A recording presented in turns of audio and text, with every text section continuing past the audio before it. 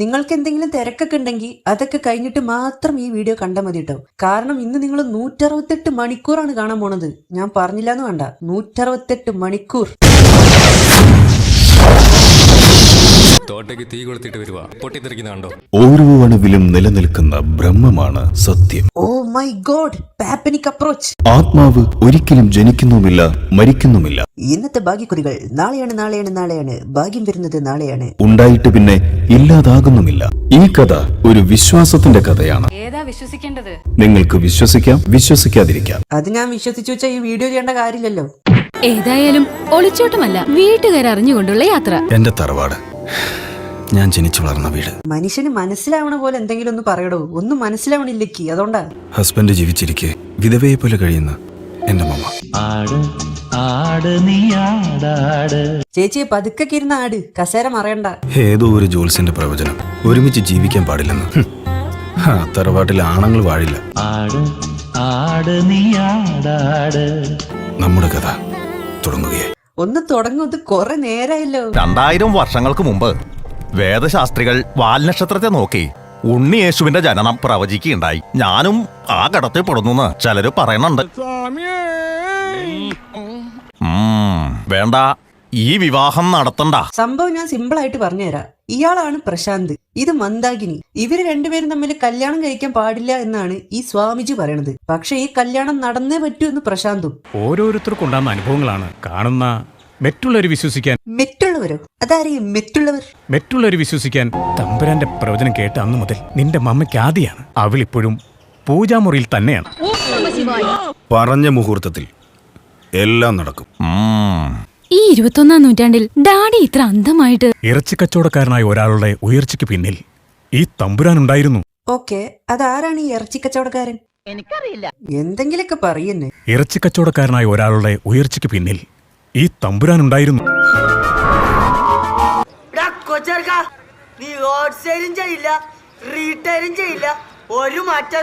അദ്ദേഹത്തിന്റെ വാക്കുകൾ എനിക്ക് ഒരിക്കലും തള്ളിക്കളയാനാവില്ല.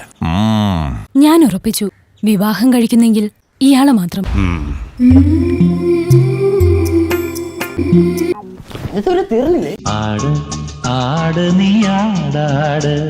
സുനാമിയും പെരുമണും ദുരന്തവും അങ്ങ് പ്രവചിച്ചതാണല്ലോ. തോന്നിയത് പറയുന്നതിനൊരു അതിരില്ലടാ. അപ്രിയ സത്യങ്ങൾ പറയാൻ പാടില്ലാത്തതുമാണ്, എന്നാലും പറയാതെ വയ്യ. തലയിൽ വെച്ചിരിക്കുന്ന ആ സാമാനം ഓള വിഗാണ് കേട്ടോ. വൈക്കോല് സിമെന്റിൽ മുക്കി ഉണക്കിയെടുത്തത് തലയിൽ വെച്ച പോലെ ഉണ്ട്. വിഗാണ് ഇത്ര വിഗ്. തമ്പുരാന്റെ വാക്കുകൾ ധിക്കരിക്കുകയെന്ന് വിചാരിക്കരുത്. ഞാനിവിടെ വന്നത് എന്റെ വിവാഹം ക്ഷണിക്കാൻ. ക്ഷണിക്കാൻ വന്നതാ പറഞ്ഞിട്ട് കല്യാണക്കത്തൊന്നും കൊടുക്കണ കണ്ടില്ല. അറ്റ്ലീസ്റ്റ് ആ ഡേറ്റും സ്ഥലമെങ്കിലും പറഞ്ഞിട്ട് പോടോ. ഞാനിവിടെ വന്നത് എന്റെ വിവാഹം ക്ഷണിക്കാൻ. ഞാൻ എന്റെ കല്യാണം ക്ഷണിക്കാൻ വേണ്ടി വന്നതാ. ഓക്കെ, എപ്പോഴാ, എവിടെ വെച്ചാ? അതിപ്പോ പറയാൻ കഴിയില്ല. വരട്ടെ. ഇവര് കല്യാണം കഴിച്ച വെറും 168 മണിക്കൂർ മാത്രമേ ഇവര് ജീവിച്ചിരിക്കൂ എന്നാണ് മറ്റേ വൈക്കോൽ ഹെഡ് പറയണത്. സ്വന്തം വീട്ടിൽ അവർ കെട്ടിക്കയറാൻ പാടില്ല. 168 മണിക്കൂർ, അതാണ് അവർക്കുള്ള ആയുസ്. ഓ, അപ്പൊ അങ്ങനെയാണ് ഈ പടത്തിന് 168 മണിക്കൂർ എന്ന് പേര് വന്നത്. കൊള്ളാം. ശിവ ഇതേതാണ്ട് ഗുഹ പോലെ ഉണ്ടല്ലോ. പഞ്ചപാണ്ഡവന്മാരുടെ വനവാസകാലത്ത് ഇവിടെയൊക്കെ താമസിച്ചിട്ടുണ്ടെന്നാണ് പറയപ്പെടുന്നത്. കേൾക്കാൻ നല്ല രസം. ഇതാരത്? കാന്താരത്തെ ഋഷഭ് ഷെട്ടിയോ?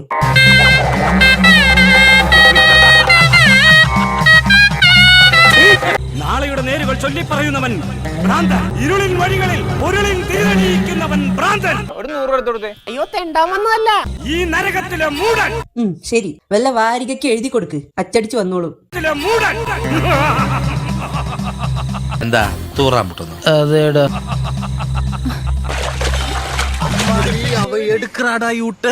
മനുഷ്യ, കത്തിയെറിയുന്ന പച്ചമാംസത്തിന്റെ ഗന്ധം നീ അറിയുന്നില്ലേ? എന്താ വല്ലാത്തൊരു ദുർഗന്ധമാണല്ലോ ഇത്. ചുറ്റും ശവന്തീനി പക്ഷികളുടെ കലപില. ഇനി നീ എന്തെങ്കിലും സംസാരിച്ചാൽ ഞാൻ നിന്നെ തല്ലും. പിന്നെ ഇവിടെയാണ് പണ്ട് പാഞ്ചാലി ഓടിച്ചാടി കളിച്ചത്. അത് പാഞ്ചാലിക്ക് അറിയോന്നാവോ? കൊറേ നേരായല്ലോ ഇയാള് തള്ളു തുടങ്ങിയിട്ട്. ഇന്നെങ്ങാനും എത്തും അത്. അപ്പോഴാണ് അവിടെ മറ്റൊരാളുടെ കാൽപാദങ്ങൾ പതിച്ചത്. പെട്ടെന്ന് ചെല്ലാം. ഏതാണ് നിന്നെ പോലെ ഒരുത്തൻ? എങ്ങനെയുണ്ട്? കണ്ടിട്ടൊരു ഗോസ്റ്റ് ഹൗസ് പോലും ഉണ്ടല്ലോ. ഇത്രയും നല്ല വീട് കണ്ടിട്ട് നിങ്ങൾക്ക് ഗോസ്റ്റ് ഹൗസ് പോലെയൊക്കെ തോന്നിയോ? നിലവിൽ ഇപ്പൊ ഇത് ഗോസ്റ്റ് ഹൗസും ബൂസ്റ്റ് ഹൗസും ഒന്നല്ല. നിങ്ങൾ അകത്ത് കയറി കഴിഞ്ഞാൽ ചിലപ്പോൾ ഇത് ഗോസ്റ്റ് ഹൗസ് ആയിട്ട് മാറും. A few moments later.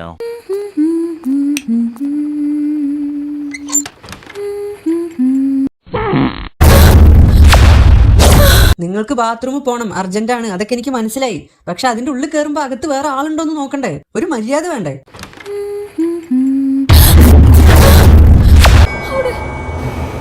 ആരും ഇല്ലല്ലോ ഇവിടെ. ഓ, പ്രേതായിരുന്നു അത്. ഞാനും വിചാരിച്ചു ഈ പൂട്ടിക്കിടക്കണ വീടിന്റെ ഉള്ളിൽ ഇപ്പൊ ആരെ വെളിക്കിരിക്കണെന്ന്. അല്ല, ഇവിടുത്തെ പുതിയ മാറ്റങ്ങളൊന്നും ഞാൻ അറിഞ്ഞില്ല. അതാ സോറി. ഇതാണ് പാക്കരൻ, ഈ വീട്ടിലെ ജോലിക്കാരൻ. ഫസ്റ്റ് നൈറ്റ് എല്ലാ കപ്പിൾസും സംസാരിച്ച് ടൈം കളയും. എന്നാൽ ഞാൻ അങ്ങനെയല്ല.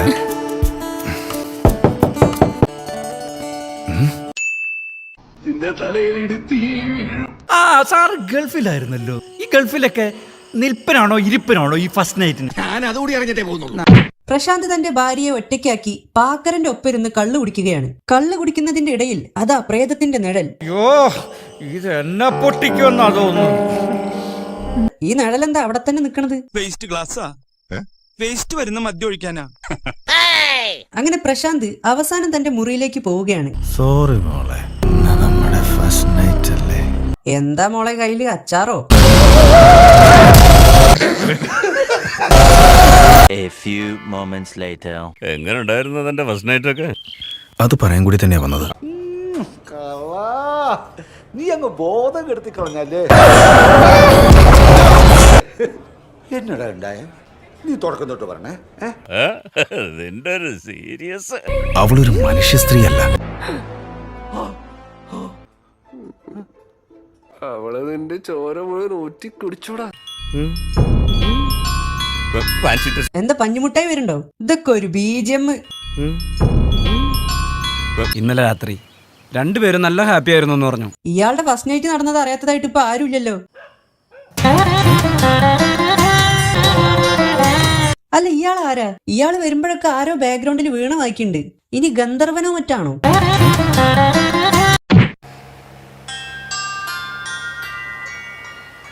ഈ ട്യൂൺ ഞാൻ എവിടെയോ കേട്ടിട്ടുണ്ടല്ലോ.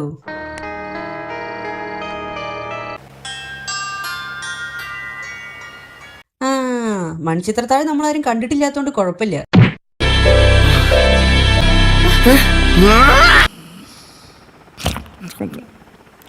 ഇയാളെന്താ ഉറക്കത്തിൽ ഈച്ചാനെ തിന്നുണ്ടോ? കടക്കടി ഇവിടെ. ഓ, അപ്പൊ ഇയാൾക്ക് ഇവിടെ കിടക്കാനാണ് താല്പര്യം. ഭാര്യയുടെ കൂടെ ഹണിമൂൺ ആഘോഷിക്കാൻ വന്നിട്ട് വേലക്കാരന്റെ കൂടെയാണ് ഇയാൾ കിടക്കണത്. അങ്ങനെ പ്രശാന്ത് വേലക്കാരന്റെ ഒപ്പം കിടന്നുറങ്ങാന്ന് കരുതിയപ്പോ അത് അവിടെ വിമൽ കേസരി കൊണ്ട് ഫേഷ്യൽ ചെയ്ത ഒരു രൂപം. മുഖത്തെന്താണെന്ന് ആരെങ്കിലും ചോദിച്ചാൽ വെളുക്കാൻ രക്തേന്ദ്രം പുരട്ടിയതാണെന്ന് പറഞ്ഞാൽ മതി. Later. ഇതിലിപ്പോ ആരാ പ്രേതം? നോക്കുമ്പോണ്ടോ പ്രശാന്ത് പ്രേതത്തിനൊന്നും കണ്ടിട്ടില്ല. അടുത്ത് കിടന്ന പാക്കരനെയാണ് ഇയാള് കൊല്ലാൻ നോക്കിയത്. നീ ഇതെന്നാ പണിയാടാ കാണിക്കുന്നേ? എന്നെ മറന്നു കളഞ്ഞില്ലേ? ആര് മറന്നു? പിന്നെ അവൾ ഫ്രണ്ട്സിന്റെയും ഫാമിലിയുടെ മുമ്പിൽ അവൾ വൈഫ്. എനിക്കൊരു അബദ്ധം പറ്റി. അപ്പൊ പ്രശാന്ത് ആളൊരു പ്ലേ ബോയ് ആണ് കേട്ടോ. ഭാര്യയും കാമുകിയും വേലക്കാരനും ഇയാൾക്ക് എല്ലാം വേണം. എന്തിന്റെ കുഞ്ഞാണോ ഇത്? അങ്ങനെ വീണ വായിച്ചു വരുന്ന മച്ചാൻ വീണ്ടും ഈ കഥയിലേക്ക് വരികയാണ്. അവിടെ ഒരു ട്വിസ്റ്റ്. മന്ദാകിനിയും ഇയാളും തമ്മിൽ ഓൾറെഡി ഒരു കണക്ഷൻ ഉണ്ട്. ഷാജിക്ക് മറക്കാനാവില്ല അല്ലേ? നല്ല കുടുംബം. ഭർത്താവിന് വേറെ കാമുകി, ഭാര്യയ്ക്ക് വേറെ കാമുകൻ, അതിന്റെ ഇടയിൽ ഒരു പാവം വേലക്കാരൻ. ഇതെന്താ നടക്കണത്? എനിക്കൊന്നും മനസ്സിലാവണില്ല. അട്ടകാസം മുടിഞ്ഞിടിച്ചാ ഇല്ല ഇതുക്കും മേലെ ഇന്നും നിറയെ നടക്ക പോകുതാ. അതിന്റെ ഇടയിൽ കൂടെ ഏതോ സണ്ണി സിൽക്സിന്റെ പരസ്യമൊക്കെ കാണിക്കുന്നുണ്ട് കേട്ടോ. ഇതിനിടയിൽ കൂടെ അങ്ങനെ അങ്ങ് ഉണ്ടാക്കണ്ട. നോക്കുമ്പോണ്ടോ മറ്റേ വീണ വായിച്ചു വരുന്ന അയാളില്ലേ, അയാൾ ഈ സണ്ണി സിൽക്സിക്കും കെട്ടിയെടുത്തിട്ടുണ്ട്. പക്ഷെ ഇത്തവണ ഇയാളെ കാണിക്കുമ്പോ വീണയ്ക്ക് പകരം ഫ്ലൂട്ടാണ് വായിക്കണത്. ആരാടോ ഇങ്ങോട്ട് കെട്ടിയെടുത്തത്? ഇയാളിതെങ്കടാ വേലക്കാരന്റെ അടുത്തേക്കാണോ? ഓ, മന്ദാകിനിയെ ഷോക്ക് അടിപ്പിച്ച് കൊല്ലാനാണ് ഇയാളുടെ പ്ലാൻ. അതിനുവേണ്ടി നേരത്തെ തന്നെ പ്രശാന്ത് ഒരു മാല മന്ദാകിനിക്ക് വാങ്ങിച്ചു കൊടുത്തിട്ടുണ്ടായിരുന്നു. അതിലേക്ക് പ്രശാന്ത് കറണ്ട് കണക്ഷൻ കൊടുക്കുകയാണ്. ഈ ജീനിയസുകളുടെ തലച്ചോറ് മാർക്കറ്റിൽ കൊണ്ടുപോയി വിറ്റാൽ നല്ല വില കിട്ടും. കാരണം എന്താണെന്നറിയാമോ? ഇത് അല്പം പോലും ഉപയോഗിക്കാത്ത തലച്ചോറാണല്ലോ. അവിടെ ഈ സിനിമയുടെ ഇന്റർവെല്ല്. ഇതിപ്പോ സ്വിച്ച് ഇട്ടാ എന്താ ഇട്ടില്ലെങ്കിൽ എന്താ? എനിക്കിപ്പോ ഇത് കണ്ടിട്ട് വലിയ ത്രില്ലിംഗ് ഒന്നും തോന്നണില്ല, സത്യം പറയാലോ. Story begins. ഓ, അപ്പൊ കഥ തുടങ്ങാൻ പോണേ ഉള്ളൂ. ഇയാള് പിന്നെ എന്തോ ഇത്ര നേരം പറഞ്ഞോണ്ടിരുന്നേ? അങ്ങനെ മന്ദാകിനി മരിച്ചു, എന്നിട്ട് പ്രേതമായിട്ട് തിരിച്ചു വന്നു. പക്ഷെ മന്ദാകിനി മരിച്ചിട്ടില്ല. ഒന്നും മനസ്സിലാവണില്ല അല്ലേ? എനിക്കങ്ങോട്ട് മനസ്സിലാവണില്ല. ഇതൊക്കെ മനസ്സിലായാലാണ് അത്ഭുതം. ഇത് വളരെ കോംപ്ലിക്കേറ്റഡ് ആയിട്ടുള്ള സ്റ്റോറിയാ. ഇനി ഡോക്ടർ സണ്ണിയുടെ വരവാണ്. ഇയാളിപ്പോ എവിടെന്ന് വന്ന്? നിങ്ങൾ ആരാണ്? നീ ആരാണ്? സണ്ണിയുടെ അന്വേഷണത്തിലാണ് ആ സത്യം നമ്മൾ തിരിച്ചറിയുന്നത്. മറ്റേ പ്രശാന്തിന്റെ കാമുകിയൊക്കെ എപ്പോഴോ ചത്തുപോയതാണ്. അവളുടെ അച്ഛൻ ഒരു ചെറ്റയായിരുന്നു. അയാൾ എപ്പോഴും അയാളുടെ ഭാര്യയും മകളെയും ദ്രോഹിക്കും. അത് കണ്ട് സഹിക്കാൻ പറ്റാതെ മകളോട് സ്നേഹമുള്ള അമ്മ അവളെ തല്ലിക്കൊന്ന് ചാക്കിലാക്കി ഏതോ കുളത്തിലേക്ക് എറിഞ്ഞു. മറുവശത്ത് നമ്മുടെ മന്ദാകിനിയുടെ കാമുകൻ, അതായത് മറ്റേ വീണ വായിച്ചു വരുന്ന അയാളില്ലേ, അയാളെ മന്ദാകിനിയുടെ അച്ഛന്റെ ഗുണ്ടകൾ ചേർന്ന് ചെമ്പിലിട്ട് പുഴുങ്ങി കൊന്നു.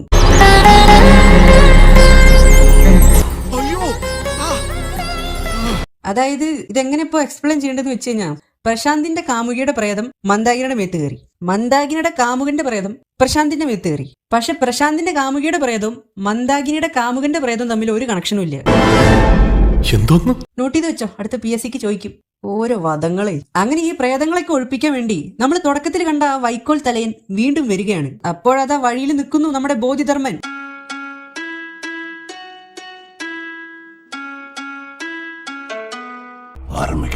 തലയോട്ടികളെ ആഭരണമാക്കിയവൻ ആര്? നിന്റെ തന്ത. ജടയാട്ടി താണ്ഡവ നൃത്തം ചെയ്തവൻ ആര്? നിനക്കൊക്കെ ഓപ്ഷൻസ് വേണമായിരിക്കും അല്ലേ?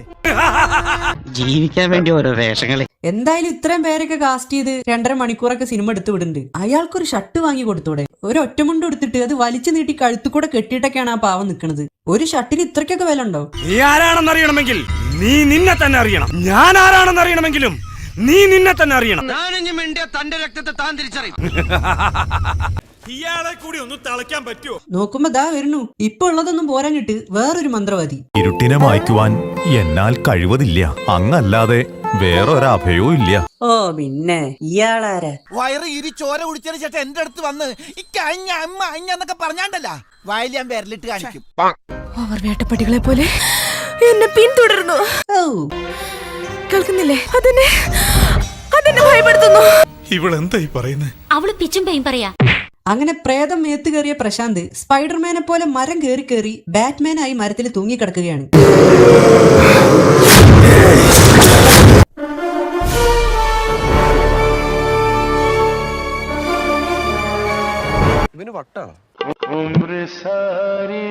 അങ്ങനെ പ്രേതത്തെ ഒഴിപ്പിക്കുന്ന ദിവസമെത്തി. എന്താ അയാൾ പാടുന്നത്? ഇടയിൽ ഡാങ്കിനി എന്നൊക്കെ പറയണ്ടല്ലോ.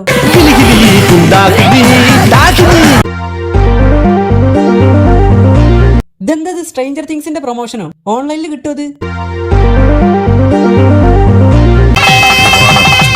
അതെ, ഇപ്പൊ കൈയൊന്നും നീട്ടണ്ട, പരിപാടി കഴിഞ്ഞിട്ട് കാശ് തരും. അങ്ങനെ തീയുണ്ടെന്ന പ്രേതം എങ്ങോട്ടോ പോവുകയാണ്. ആവാഹന ക്രിയ കഴിഞ്ഞപ്പോ അതാ മഴയും പെയ്തു. ഓ, ഡബിൾ ധമാക്ക കോംബോ ഓഫർ. അതിപ്പോ ലാഭായല്ലോ. അങ്ങനെ പ്രശ്നങ്ങളെല്ലാം അവസാനിച്ചു. ഡോക്ടർ സണ്ണി അയാൾ വന്ന സ്ഥലത്തേക്ക് തന്നെ തിരിച്ചുപോയി. അയാൾ എവിടെ നിന്ന് വന്നതാണെങ്കിലും അവിടേക്ക് തിരിച്ചു പോയിട്ടുണ്ട്. അതോടെ പടം കഴിഞ്ഞു. പേടിക്കണ്ട, ഇത് സിനിമയെന്നല്ല. ഇതിന്റെ സംവിധായകൻ ആരോ തല്ലി ചതിക്കുന്ന സൗണ്ടാണത്. മിക്കവാറും ഇതിന്റെ പ്രൊഡ്യൂസർ തന്നെ ആയിരിക്കും. എന്നാലും എന്റെ പ്രൊഡ്യൂസറെ, ഇങ്ങനത്തെ കഥയ്ക്കൊക്കെ നിങ്ങൾ എങ്ങനെയാണ് തല വെക്കണത്? സംവിധായകൻ പറഞ്ഞ് കൺവിൻസ് ചെയ്തിട്ടുണ്ടാവൂലേ? ആ വൃത്തികെട്ടവൻ നിന്നെ എന്തൊക്കെയോ സംസാരിച്ചു ബ്രെയിൻ വാഷ് ചെയ്തു.